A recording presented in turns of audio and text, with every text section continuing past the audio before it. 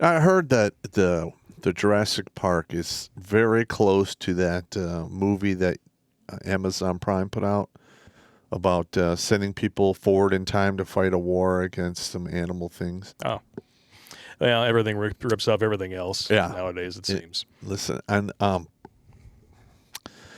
like the first Jurassic Park. I did. Oh, yeah. Second one was okay, but they've lost. I mean, it's a sinking ship. Just let it go down. Yeah. I mean, this is Hollywood trying to grab more money so they can keep supporting the progressive, way of making movies that's not making them any money. On the other hand, I will say this. Last night, I saw Top Gun Maverick. Mm-hmm. That is a great fucking movie. Take your kids, take your wives, take your husbands, and you need to all go see this movie. Show it some support. I mean, it did phenomenally well. I think it's already made over $500 million. Mm-hmm. And there is not a whiff of woke bullshit in the whole thing.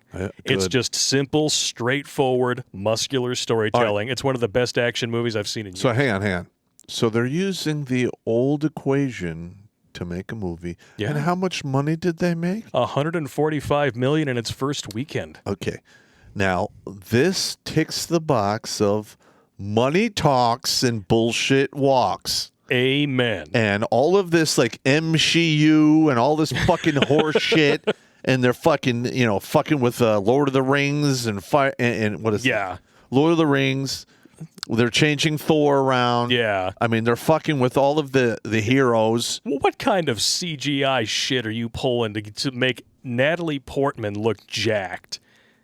You couldn't cake muscles on that woman. She's a vegan. Yeah.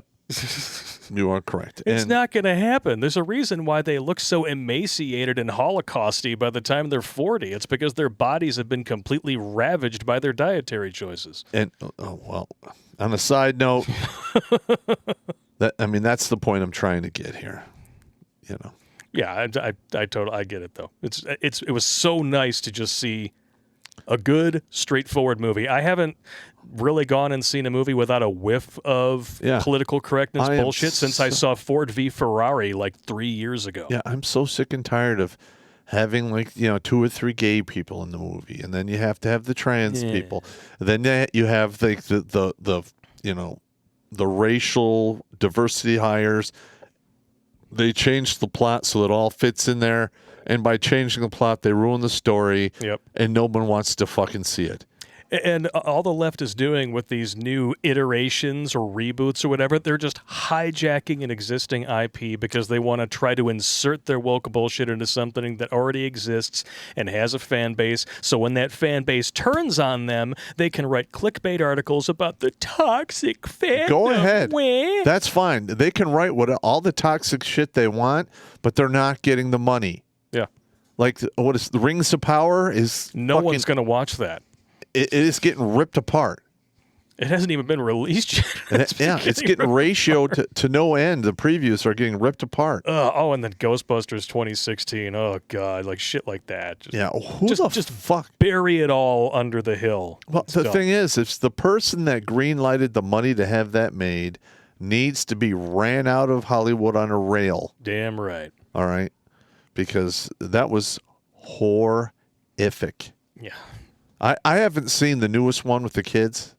I only saw parts of it. Like Ghostbusters Afterlife is pretty fucking great. Like I saw like a little clip at the end on YouTube where they're shooting the proton packs. Yeah. And then the dead guy shows up to help. Mm-hmm. I was like, oh, wow. Oh, like a little tear there. Oh, shit. Yeah, that's good. The whole theater got real misty-eyed at the end of Afterlife. So that's another one that I can't recommend highly enough. There's definitely, you can kind of go through and look at the cast and be like, well, you weren't really hired, because you were the best for the part, and it's that. But there's very little of that, and none of it's in your face in that one. Yep. But is like Maverick, it is just full on. It feels like what it is. It's a direct sequel to a great 80s movie, and it still feels like it could come right out of that era. Like, the only thing that I have about it that's bothering me is It's unrealistic. There's no way a 60-year-old man is going to be still on fighter pilot duty. A captain would have been drummed out of the force after 12 years max. Well, I understand that as well, but most 60-year-olds can't do the kind of shit that Tom Cruise actually does. I'm just saying, either. in real life. I know. I mean, yeah, Tom Cruise is in great shape. I would probably be able to kick the shit out of him. I don't like the man at all. So I didn't say he was a good person or anything. No, but he's not a good He's still person. making great movies, and that's more than can be said for most of Hollywood. I shouldn't say that. I shouldn't say he's not a great person because I've never personally met him. I have only seen him in interviews and interactions with fans and stuff. Yeah. And then I do have some people in the rumor mill department who worked on set with him in certain movies tell us he's a professional. Yeah. He's very rude, conceited, but, he is on time. He shows up. He's ready to fucking do his shit. Yeah. So, I mean, that's probably one of the reasons why he's lasted this long. Yeah. Because when you hire Tom Cruise, you're getting the same thing every single time. Mm-hmm. He literally studies the part, shows up physically ready.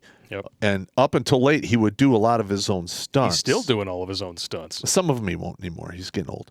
Well, in the Mission Impossible movies, he did everything. Yeah, but even broke his ankle jumping from one movie to another. That's what I'm saying. They actually have the shot in one of the first trailers that was released. You can actually see his ankle hitting the building and breaking back. Like, why would you put that in the trailer? I'm just saying, though, it's like, as an actor, you spend a lot of time turning yourself into a commodity. Yeah. All right. And when a theater franchise hires you, they want that commodity and they want it to do the same thing every time they use it. So it's dependable. Yeah. All right. Now, like, for instance, a lot of the newer stars run their fucking suckhole, talk about politics, talk down to their fans. Yep. All right. They're nothing but problems on the set. They're not prepared. So, yeah, a lot of them, their careers only last 5 or 6 years because they're dog shit. Yeah. Like, the initial talent that brought them through the door and got them a shot was great, but they didn't turn themselves into a commodity, and they ran out of gas. Yeah, and I think one of the reasons that Tom Cruise is still, chucking right along, and he's got a 2-part Mission Impossible movie, I think, to end the franchise coming next year, is because he stands apart from Hollywood enough to where he does produce all of his own work. Yeah. So he gets that say where he's like, hey, I'm gonna be doing my own stunts. Most of the time a studio will be like, well, we don't want you to risk. Fuck you, I'm Tom Cruise. I'm producing that. I'm putting my own money. We're doing it. Yeah, I'm cool with that. Watch Grunt Speak live every Tuesday and Thursday at 8 p.m. Eastern. And if you'd like to join Pop for Supporters Sundays, consider making a donation on Locals, Patreon, or Subscribe Star.